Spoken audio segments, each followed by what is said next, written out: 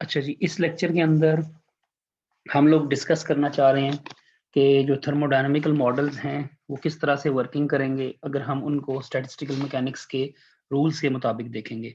तो उसमें एक मॉडल जो है वो सॉलिड स्टेट फिजिक्स से रेलेवेंट है, या आप ईएमटी से रेलेवेंट भी कह सकते हैं। ज़्यादा बेहतर है कि हम ईएमटी को ही के कॉन्सेप्ट से इसको देखें। वो है जनाब आपका स्पिन ऑफ लैटिस साइड। ठीक है, ये हम जो मॉडल यूज़ कर रहे हैं इसकी एक्सप्लेनेशन अभी हम अंडरस्टैंड करते हैं। तो हमें जो कुछ रिमाइंडर्स हैं वो हमारे जहन में होने चाहिए, क्योंकि 2-3 दिन के बाद हम क्लास ले रहे हैं।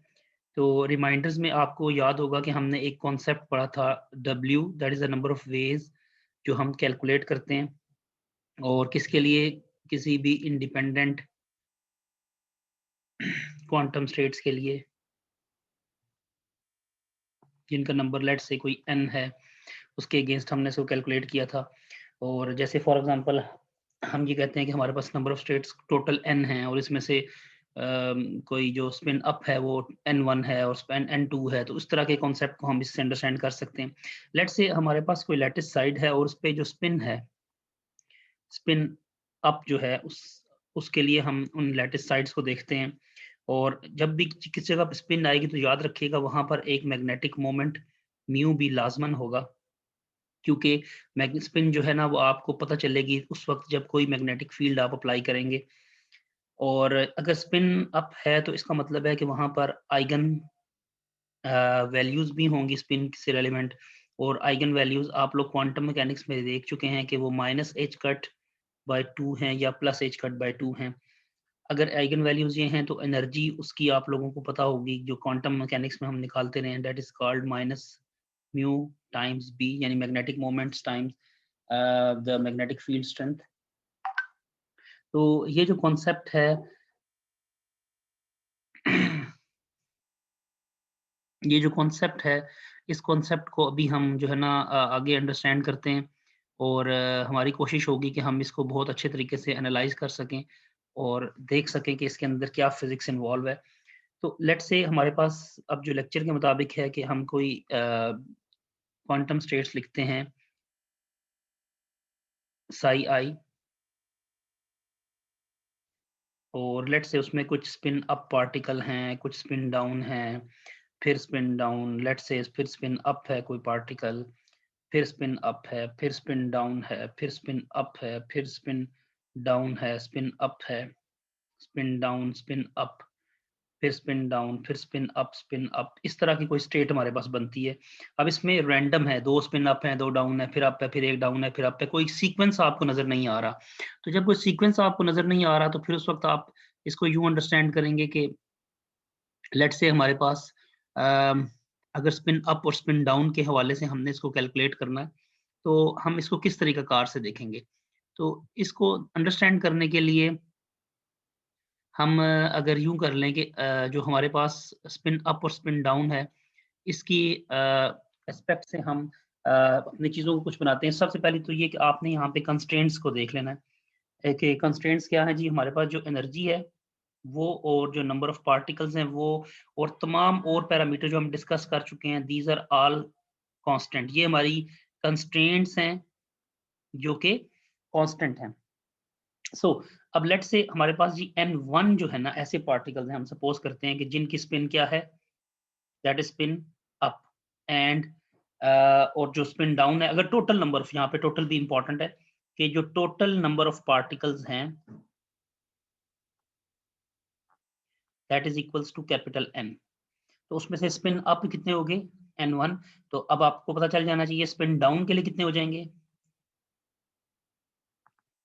That should be capital N minus n1। बिल्कुल आसान है, क्योंकि अगर n टोटल 100 है, 100 में से 60 जो है स्पिन अप हैं, तो 100 minus 60 is 40, that is spin down. Let's say अच्छा, अब जो स्पिन अप है ना उनकी जो एनर्जी है उसको आप सपोज करते हैं कि उसकी एनर्जी को हम ले लेते हैं -e। इसका मतलब है कि जो स्पिन डाउन होंगे उनकी एनर्जी को हम क्या लेंगे, दैट इज प्लस E2। यानी अगर प्लस ई, सॉरी E2 ना लिखें, सिंपल आप E कर लें, क्योंकि आपने minus E and plus E, वो स्पिन अप और स्पिन डाउन में एनर्जी डिफरेंट तो नहीं होगी ना। और ई जो है ये हम इसको ये एप्सिलॉन टाइप में हम जो लिखते हैं दैट इज कॉल्ड एनर्जी। अब मैं आपसे अगर कहूँ कि इसकी टोटल एनर्जी आप लिखें, जो टोटल एनर्जी यू है उसको हम किस तरह से लिखेंगे कि स्पिन डाउन की एनर्जी है या स्पिन अप की एनर्जी है माइनस ई, इसके साथ कितने पार्टिकल्स हैं, that is spin one, n1। तो n1 times e with negative sign is the total energy of spin up particles. अब स्पिन डाउन कितने पार्टिकल्स हैं, that is n minus n1, और इसकी एनर्जी एप्सिलॉन, और एक माइनस साइन, और minus minus यहाँ पर आ जाएगा आपके पास जो माइनस और प्लस साइन। तो अब ये जो टोटल एनर्जी है that is called the energy of the particles. अब इसको हम थोड़ा सा सीधा करके लिख लेते हैं, minus n1 times E plus capital N times E, और माइनस n1 टाइम्स ई, तो माइनस n1 और ये माइनस n1 जो है ये आपस में एडअप होंगे, तो total n times E minus 2n1 times E, that is called the total energy. इसको थोड़ा सा और एलोबरेट कर ले। अब इसका मतलब है कि हमारे पास जो एनर्जी बन गई है वो बन गई है n times E minus 2n1 times ई। तो ये हमारे पास वो एनर्जी की फॉर्म या एनर्जी की वैल्यू है जो इनके पास है। अब याद रखिएगा कि माइक्रो कैनोनिकल एनसेम्बल्स के अंदर हम ये चीज पढ़ चुके हैं कि हमारे पास जो एनर्जी है, या सॉरी जो टोटल एनर्जी हमने निकाली है, ये एनर्जी कांस्टेंट है, लेकिन इसकी ये एनर्जी डीजेनरेट है, यानी डीजेनरेसी इसके अंदर पाई जाती है। एनर्जी को मैं दोबारा यहाँ लिख देता हूँ, 2n1 टाइम्स एप्सिलॉन, ठीक है जी। अब ये जो एनर्जी है इसमें से मैं ना अगर एप्सिलॉन को थोड़ा मजीद कॉमन लेके मैं एक दफ़ा इसकी फॉर्म बना लूँ, आपके लिए ज़रूरी नहीं है कि आप पहले इसकी फॉर्म बनाएं, जब आप इसे प्रैक्टिस करेंगे तो आप इसको एंड पे भी कर सकते हैं, लेकिन मैं अपनी आसानी के लिए इसको यहाँ पे एक एनर्जी के लिए तौर पे लिख देता हूँ, ठीक है जी। ये यू बन जाता है। अच्छा, अब इसमें से भी फर्दर अगर मैं इस कैपिटल एन को बाहर निकाल लूँ, चले इसको भी हम एक स्टेप के तौर पे छोड़ देते हैं, वो एंड में आके मैं थोड़ा कर लूंगा। अच्छा, मैंने आपके सामने 25 पार्टिकल्स रखे थे, 15 पार्टिकल्स रखे थे, spin up, let's say spin down, फिर एक स्पिन अप, फिर स्पिन अप, फिर स्पिन डाउन, फिर स्पिन अप, फिर स्पिन डाउन, फिर स्पिन अप, और spin down, spin up, spin down, spin up, spin up. तो ये आपके पास लेट से W है, नंबर ऑफ वेज। आपने इन पार्टिकल्स को इस तरह से प्लेस करना है लैटिस साइड पर, और उनकी पॉसिबिलिटीज देखनी है कि वो कितनी पॉसिबिलिटीज बनती हैं। तो अब हम इसके लिए इस W को कैलकुलेट करेंगे। तो W कैसे कैलकुलेट करेंगे, टोटल पार्टिकल्स कितने थे, दैट इज n1, तो इसका फैक्टोरियल डिवाइडेड बाय जो n1 है that is spin up particles, और जो n माइनस n1 है that is spin down particle. तो टोटल में से स्पिन अप कितने हैं या टोटल में से स्पिन डाउन कितने हैं, these are called the number of ways, ठीक है। और याद रखिएगा डीजेनरेसी किसमें है, दैट इज इन एनर्जी। अच्छा, अब हम क्या करते हैं कि अब हमारे पास जो एंट्रोपी का फॉर्मूला है उसके मुताबिक K B natural log of W, तो आप लिख दें आप इसके अंदर के बी। अब ये आपको समझ आ जानी चाहिए कि ये के B natural log of W यानी Boltzmann constant times the natural log of W, यानी number of ways is the function of natural log is the formula of entropy driven by the Boltzmann. तो अब W की जगह पर आप जब इसकी नंबर ऑफ वेज को, अच्छा ये W की जो नोटेशन है ना ये बेसिकली यूज होती है रॉजर बॉले की बुक में, तो हम उसी को फॉलो कर रहे हैं एक्चुअली, और उसी को हम साइट करेंगे, तो इसलिए हम वही नोटेशन यहाँ पे इस्तेमाल करते हैं। अच्छा, अब मैंने आपके सामने W की जगह पर उसकी वैल्यू को लिख दिया है। अब जब मैं इसको थोड़ा सा ओपन करके मैथमेटिकली आपके सामने लिखता हूँ, तो ये कुछ इस तरह की चीज बन जाएगी कि अब ये है basically natural log of n, ये अब डिवाइड हो रहा है, तो इसको natural log of n1 factorial, ये n फैक्टोरियल था, और minus natural log of n minus n1 factorial, हम इसको इस तरीका कार से लिख सकते हैं। लेकिन अब यहाँ पर ना एक नई चीज आपके सामने आ गई है जो कि है natural log of some values factorial, यानी एक छोटी वैल्यू भी हो बड़ी वैल्यू भी हो, तो जब फैक्टोरियल आप लेंगे तो वो तो बेसिकली फॉर एग्जांपल हम लिखते हैं 5 फैक्टोरियल, तो आप इसको लिखते हैं 5 टाइम 4 टाइम 3 टाइम 2 टाइम्स 1, इसको 1 तक आपको लेके आना पड़ता है। तो अब इसमें n तो बहुत बड़ा नंबर होगा और इसके ऊपर अगर हम फॉर एग्जांपल इसी वैल्यू को नेचुरल लॉग लें तो वो क्या वैल्यूज देगा, वो तो हमारे लिए एक मुसीबत खड़ी हो जाएगी। नेचुरल लॉग ऑफ 5, फिर ये मल्टीप्लिकेशन है तो plus natural log of 4 plus natural log of 3, तो अप टू 1 तक हमें जाना पड़ेगा। तो यहाँ पर अब हमें इसको सॉल्व करना पड़ेगा और इसके लिए हमें कोई फॉर्म ड्राइव करनी पड़ेगी। तो वो हम अपने जहन में लेके आते हैं और इसको थोड़ा सा हम देखते हैं कि हम किस तरह से इसको फॉर्म कर सकते हैं। तो इसकी इसकी जो फॉर्मेशन थी ना, वो बेसिकली बाद में आप उसको कहेंगे स्टिरलिंग अप्रोक्सीमेशन। ठीक है,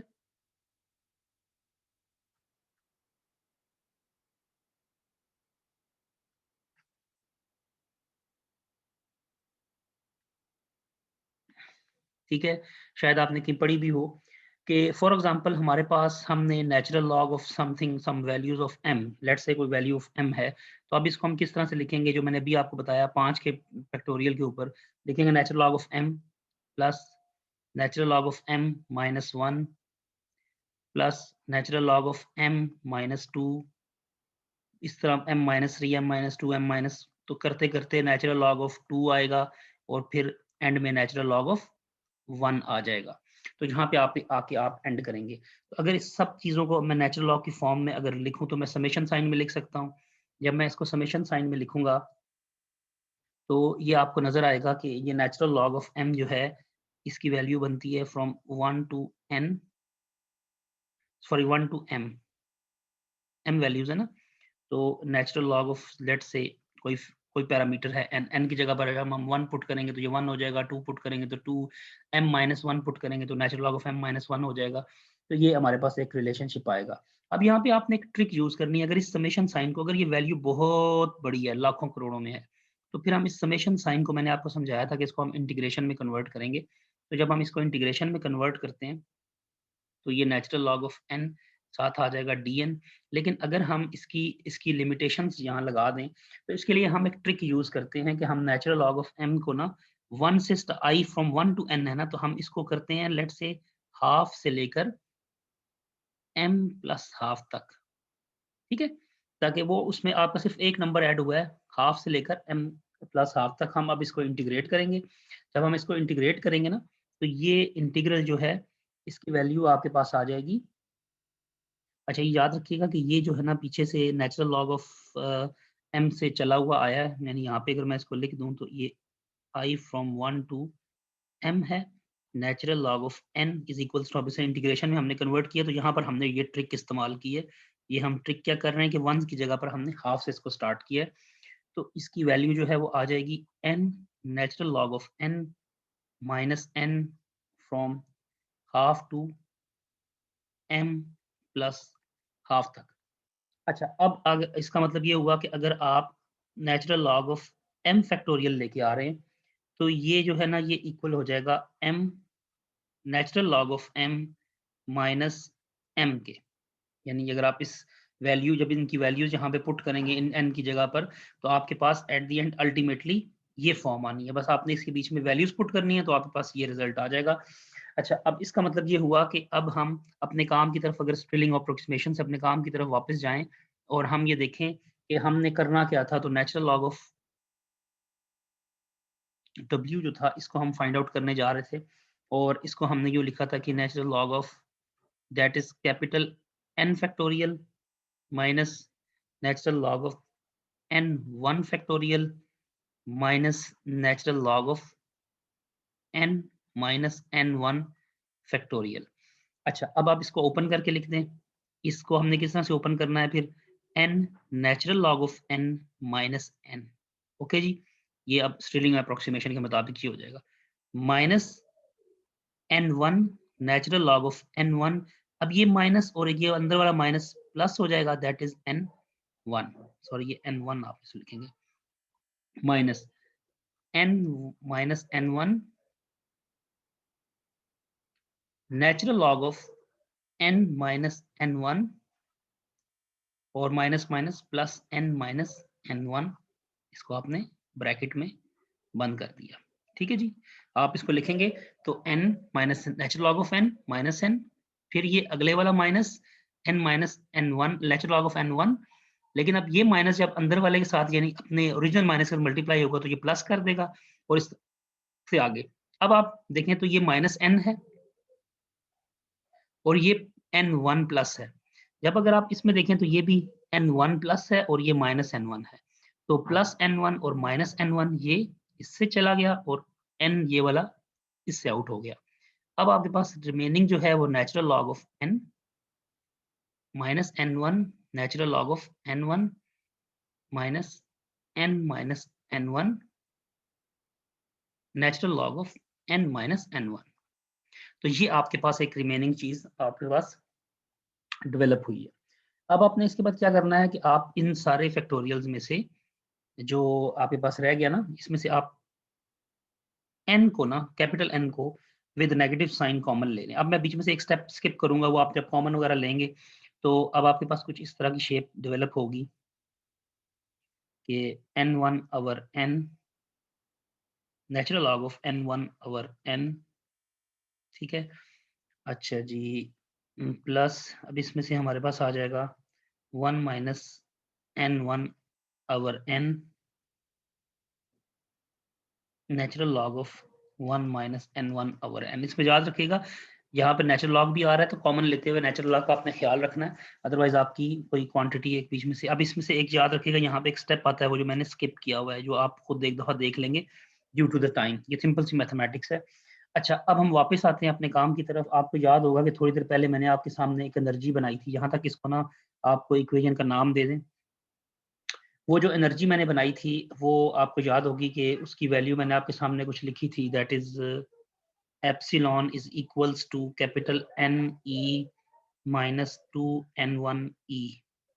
अच्छा, इसमें से आप अगर इस पहले एप्सिलॉन को, सॉरी ये टोटल एनर्जी थी ना, तो टोटल एनर्जी को आपने n से डिवाइड किया था तो आपके पास आ गया था epsilon minus 2n1 over n1 times epsilon. अच्छा, इसको मजीद आप एलोबरेट कर लें तो एप्सिलॉन यानी एनर्जी आप कॉमन ले लें तो ये 1 minus 2n1 by capital N आ जाएगा और ये किसके इक्वल आ गया, U बाय n के। अब आपको याद होगा मैं यहाँ पे U बाय n क्यों ले रहा हूँ, और यहाँ पे भी आप गौर से देखें तो n1 ओवर n आ रहा है, n1 ओवर n आ रहा है, तो एनर्जी में भी ये n1 ओवर n आपके पास नजर आ रहा है। तो इस n1 ओवर n को हमने किस तरीका कार से फाइंड आउट,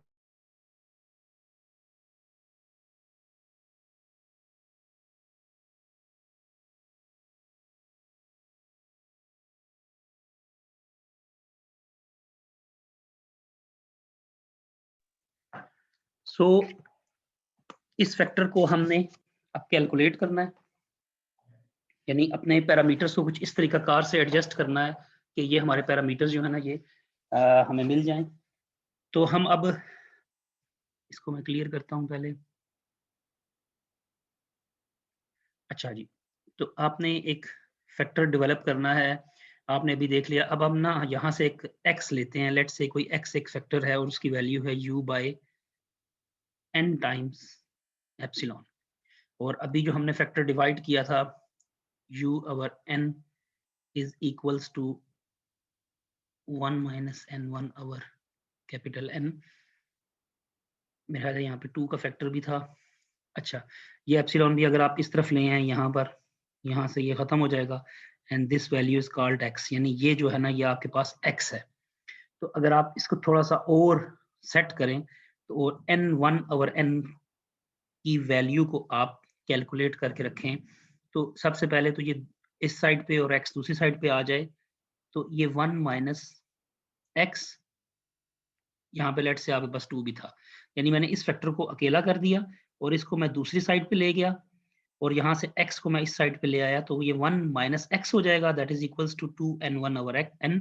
और यहाँ से अगर आप n1 ओवर कैपिटल N को ले लें तो ये 1 माइनस x बाई 2 आपके पास आ जाएगा। तो ये हमने अपनी थोड़ी सी कैलकुलेशन जो करनी है उसके हिसाब से, क्योंकि हम x को क्या सपोज कर रहे हैं, total energy divided by the un times e, यानी ये जो आपके पास अप एंड डाउन के लिए थी और इसको जो हमने टोटल नंबर ऑफ पार्टिकल्स के हिसाब से देखा। सो अब अगर आप इस फैक्टर को उठा के अपने वो वाले फार्मूले में पुट करें जहां पे आपने s लिखा था, K B natural log of W, और W अभी हम कैलकुलेट कर रहे थे जिसमें हमारे पास फैक्टर आया था कि जी n1 over n natural log of n1 over n plus 1 minus n1 over n मैं यहाँ पे लिख भी देता हूँ आपके लिए, आपकी ताकि आपको आसानी हो जाए। के बी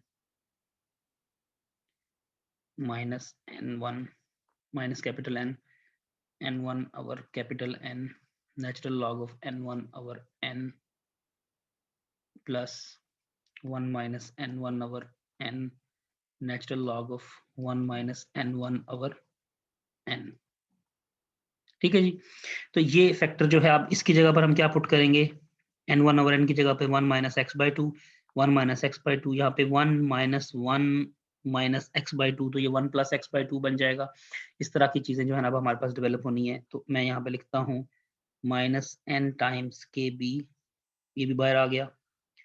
अब ये इसकी जगह पे आ जाएगा जी 1 minus x by two natural log of 1 minus x by two, ठीक है, प्लस ये जो अगले वाला बनेगा ये बनेगा 1 प्लस एक्स बाई टू। ये अब एक छोटा सा स्टेप है, वो आप यहाँ पे पुट करेंगे तो ऑटोमेटिकली आपको समझ आ जाएगा, क्योंकि 2 के साथ आप एलसीएम लेंगे ना, 1 माइनस एक्स बाई टू, तो एलसीएम लेंगे तो ये 2 माइनस 1 माइनस एक्स बनेगा, तो ये 1 प्लस एक्स बाई टू आपके पास जो है ना आंसर आना चाहिए। ये माइनस माइनस प्लस हो जाएगा इसको, तो ये natural log of 1 plus x by two, ये आपके पास सॉरी एक डेवलप हो जाएगी चीज। अब आपने ना एक्चुअली यहाँ से आपने थर्मोडायनामिकल पैरामीटर्स निकालने हैं जो थर्मोडायनामिक्स में यूज होते हैं इस एंट्रोपी से। अब ये तो आपको सिस्टम ने चेंज दे दी कि ये एंट्रोपी का चेंज आया है। अब आप देखना चाहते हैं कि इसमें स्पिन अप की वजह से कितना चेंज है, स्पिन डाउन की वजह से कितना चेंज है, तो वो चेंज आपको टेम्परेचर की फॉर्म में देखना होगा।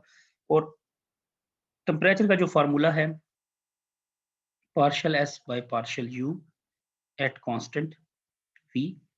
तो अब इसको हम थोड़ा सा ना, अब यहाँ पे देखें u तो है ही नहीं, यहाँ पे तो x है, तो अब हम यहाँ पे इसको u लिखेंगे partial s by partial x और partial x by partial u। क्योंकि जो देखें जो आपने x फाइंड आउट किया ना वो इन टर्म ऑफ u आप कर सकते हो। और अगर आप इसको पार्शियल डेरिवेटिव में कन्वर्ट नहीं करते, यानी इस s को यानी एंट्रोपी को विद रिस्पेक्ट टू x आप डिफरेंशिएट करोगे और फिर x को u के साथ डिफरेंशिएट करोगे, तो जब dx बाई du लिखोगे that is equals to 1 by ne, u की वैल्यू 1 हो जाएगी, du इज इक्वल्स टू 1, तो 1 बाई ne आ जाएगी। तो इस फैक्टर की जो वैल्यू है दैट इज 1 बाई ne, और इस फैक्टर की जो वैल्यू है वो डिफरेंशियल से आपको इस ऊपर वाली इक्वेशन से मालूम करनी है। सो क्योंकि अब ये डिफरेंशियल आपने मालूम करना है, आप उसमें हम क्योंकि वो हम लोअर क्लासेस में पढ़ चुके हैं, तो इसको डिफरेंशिएशन पहली दफ़ा तो आपको थोड़ा सा खौफ होगी, लेकिन ये आप मालूम कर लेंगे। इसकी जो वैल्यू है अगर हम टी की फॉर्म में लिखें तो ये के B over two e natural log of 1 minus x by 1 plus x, ठीक है। और क्योंकि हमने x को मैंने आपको बताया कि u by n e suppose किया था, तो अगर हम इसकी फॉर्म में जब x की वैल्यू यहाँ पे वापस पुट करेंगे, इसके अंदर x को पुट करेंगे, तो हमें ये नजर आएगा कि that is equals to tan inverse epsilon by k B T. तो यहाँ से हमें ये समझ आई कि जो एनर्जी है उसकी वैल्यू हमने लिखी थी इस तरह से। तो इस डिफरेंस की वजह से अगर हम एप्सिलॉन को अगर यहाँ से u बाय ई कर लें तो ये n1 और माइनस n2 हो जाएगा। अगर नेगेटिव साइन को हम इस तरफ रख देते हैं तो ये इक्वल हो जाएगा माइनस n टाइम्स या प्लस n टाइम्स क्योंकि माइनस साइन यहाँ से हमने ओमिट किया ना, तो ये माइनस साइन इस तरफ आ गया, तो ये माइनस माइनस प्लस हो जाएगा टेंजेंट हाइपरबोला ऑफ के बी टी। अच्छा, अब अगर आप इसको ना प्लॉट करके भी देखना चाहें तो आप ये बहुत इजी बनता है। इसकी जो प्लॉटिंग है ना कुछ इस तरह से आती है हाइपरबोला फॉर्म के अंदर ही, और ये वैल्यू जो होगी -1 से +1 के दरमियान ही एग्जिस्ट करती है, और ये इसका y एक्सिस जो है उसके ऊपर s बाय n के बी इसकी वैल्यू होगी।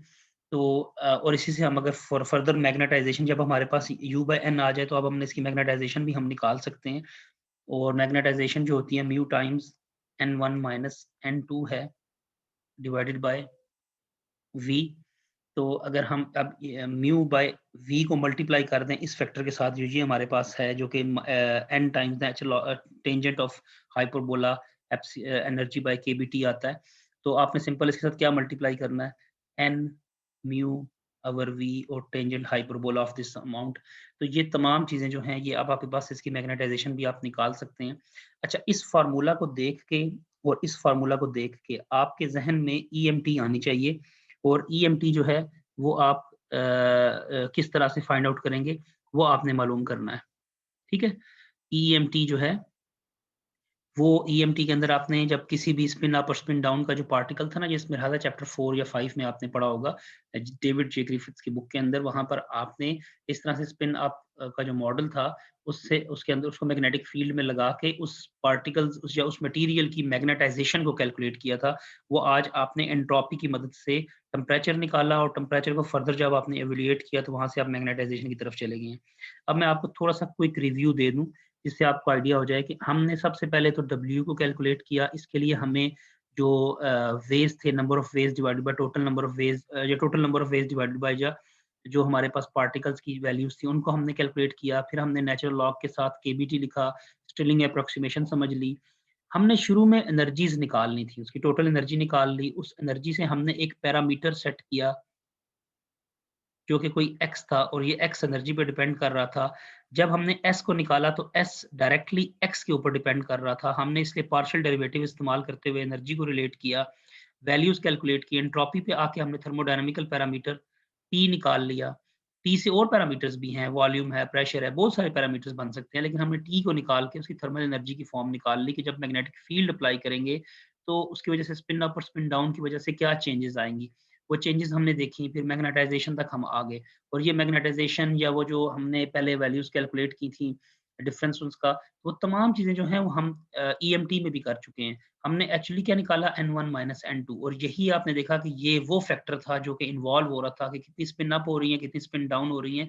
इससे उस पूरे सिस्टम की जो फिजिक्स है वो चेंज हो रही है, एनर्जी वैल्यूज चेंज हो रही हैं, और ये जितनी भी कदरें हैं ये सारी मुश्तरक हैं, और हमने इसको आके आप स्टडी किया किसमें, स्टैटिस्टिकल मैकेनिक्स के अंदर। तो आज के लेक्चर में हम यहाँ तक इसको पढ़ते हैं। इंशाल्लाह अगले लेक्चर के अंदर हम इससे ऑनवर्ड जो है ना वो हम करेंगे, और वो होगा हमारे पास वैकेंसीज इन क्रिस्टल, यानी वो सॉलिड स्टेट फिजिक्स का एक टॉपिक है, वो हम इसके बाद अगले लेक्चर में डिस्कस करेंगे। Thank you.